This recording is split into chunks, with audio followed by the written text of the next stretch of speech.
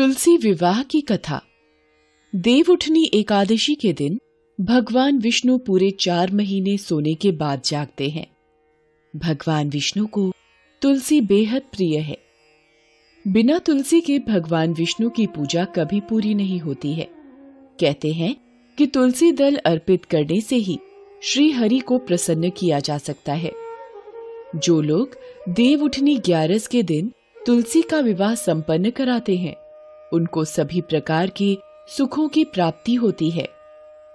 कहते हैं इस दिन तुलसी विवाह की कहानी अवश्य ही सुननी चाहिए।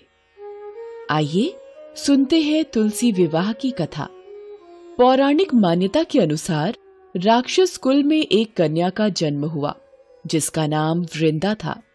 वो बचपन से ही भगवान विष्णु की भक्ति और साधना में डूबी रहती थी। जब वृंदा विवाह योग्य हुई तो उसके माता पिता ने उसका विवाह समुद्र मंथन से पैदा हुए जलंधर नाम के राक्षस से कर दिया। वृंदा भगवान विष्णु की भक्त के साथ एक पतिव्रता स्त्री थी, जिसके कारण उनका पति जलंधर समय के साथ और भी शक्तिशाली हो गया। सभी देवी देवता जलंधर के कहर से डरने लगे।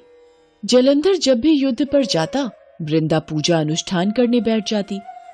वृंदा की विष्णु की भक्ति और साधना के कारण जलंधर को कोई भी युद्ध में हरा नहीं पाता था।